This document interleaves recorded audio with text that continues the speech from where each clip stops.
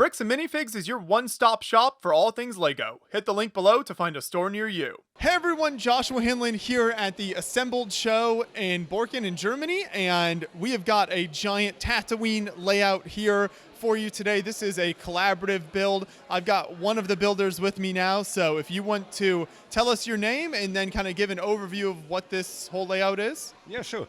My name is Frank. I'm a member of Banta Bricks, and I built this together with my girlfriend and upcoming wife this year, Xenia.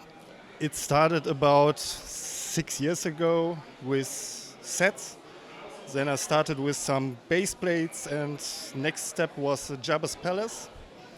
And it was getting bigger and bigger over the years. So today is the first time we are over 8 square meters. In total, we are talking about 129 base plates in ton, original Lego for sure. And there's so many nice stories in between. Yeah. That's incredible. We'll get into all of those stories, but we can start now with kind of the palace over here. So I know that's kind of where the build started for you a little bit. So what can you tell us about that? And then there's an interior there, right? Yeah, there's an interior.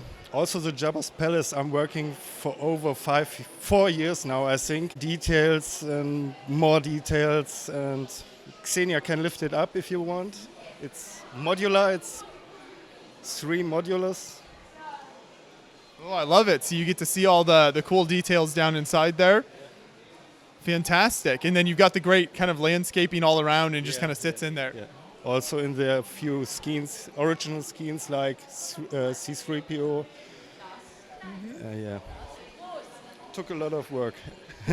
And this was one of the first buildings you had on the layout? This was, I think, my first mock of Tatooine, and over the years it was getting bigger, and you learn different techniques of building, and sometimes I wasn't happy with details, so I changed things.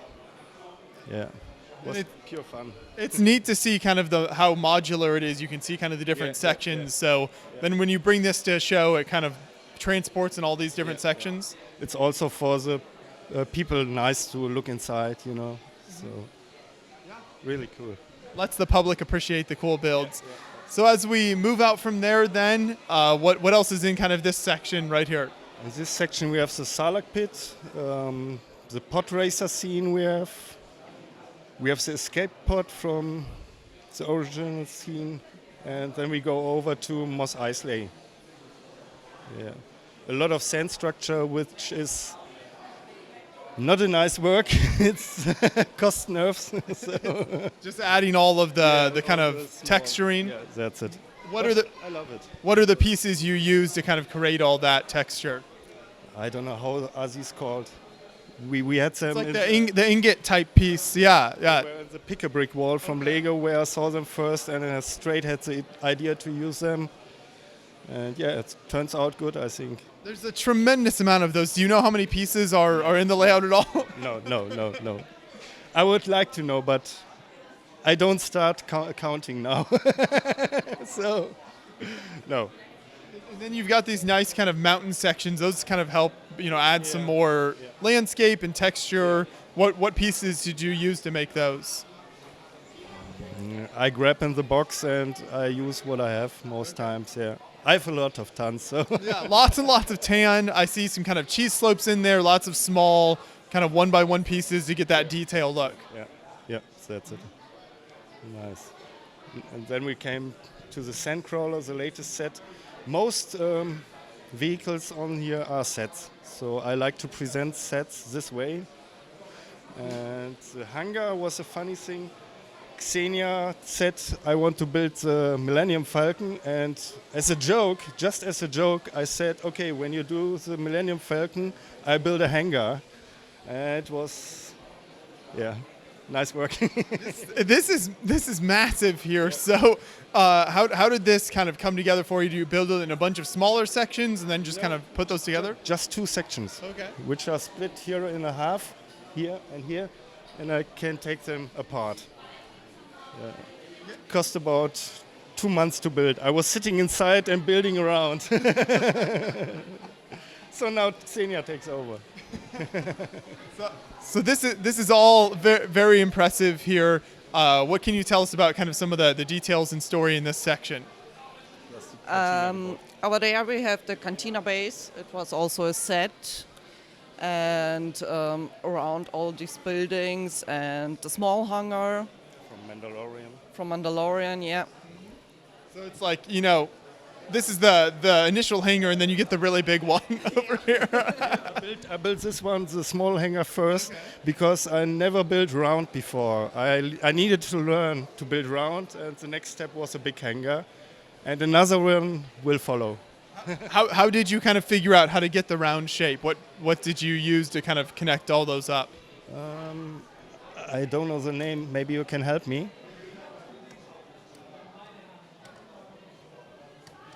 Just trying to pull off a section here. How are these called? Oh, okay, like a hinge piece. Okay, I see. So yeah, you attached all of them up with different hinges, and that way you're able to get the big round shape. There are more in there. Okay. So cool. Thanks for showing us that. It's always neat to see kind of behind the scenes. And then what are some of the kind of minifigures doing around here? we are telling different stories, some original scenes and some fun scenes. And on the right side is also a hangar. It was also one of my first Tatooine builds. It's a rebel hangar. You know, Xenia and me, we are doing cosplay. It's a Cantina base 717, and we represent a rebel cosplay. Okay. So that was a backstory for that. Yeah. Mm-hmm. And you've got all sorts of cool details out here in front. Yeah. So lots of minifigures, kind of action happening. Yeah. What are they working on there? Yeah. Maybe they prepare an attack. I don't know. What's really cool about this is all modular, so on every convention we can build it up different. Oh, yeah. So we can build it up as an angle or like here. So it kind of always keeps it interesting for you, and you can set it up. It's not the same thing every time. Sure. Sadly, we forgot 2 boxes at home. Normally it's even bigger. This just wasn't big enough. No. And 3 days ago we also we made 1 square meter sand structure extra for this event to reach 8 square meter. That's incredible. So is it just the 2 of you that have worked on this whole thing, or are there other members of the group that? It's just Xenia and me. Yeah. That's a lot of impressive work there. I think it's getting a lifetime project maybe. I like the net technique you did here. So it kind of lets the pieces hang down there. And also in every convention we bring different vehicles with us. We can change this hangar with a ghost inside. And the next step will maybe be for next year we will light it up, the Millennium Falcon and some buildings. That's our next step, I think. Lights always make things look so cool. Sure, of course. How long does it take you to set this whole layout up when you come to a show like this? Only 2 or 3 hours, if we are good prepared. This convention we were not good prepared. Sorry about my bad English. No, you're doing great. That's fine. So it's not too much hassle. It's not too hard to set it all up then. No. We do this for fun, so we want to enjoy it. That's it. Without stress. There you go. And I think you mentioned the sand crawler earlier. I don't know if we saw much of that out here. So what are some of the details in front of this section here? What's happening out here? Jabba selling stuff, stealing stuff. What's always happening. This is our only mock on this scene. What are some of the details there? How did that kind of come together for you? I like the little blades on the sides. We have a lot of bricks at home, and I like to grab some boxes and to build out of the box. Yeah, and this came out. There we go. Well, thank you both for all of the work that you put into this layout here. It's massive, and there's so much to look at, I'm sure. One thing I really like about the way you did this too is it's very low, so I think kids can really enjoy it a lot more than as well. it's the first time we build it up like this, and we love it too. Really, it's cool. Well, keep up the good work. Thank you. Thank you very much. Thanks. It's a pleasure.